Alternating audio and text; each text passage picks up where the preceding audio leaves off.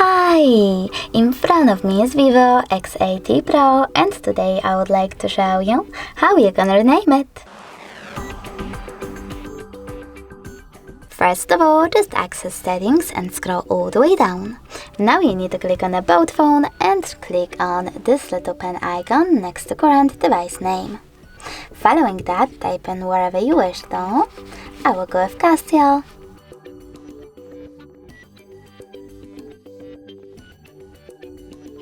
And save your changes by tapping on OK.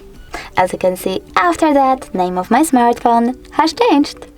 Thanks so much for watching. If you enjoyed this video, don't forget to leave a like, comment, and definitely subscribe. Bye!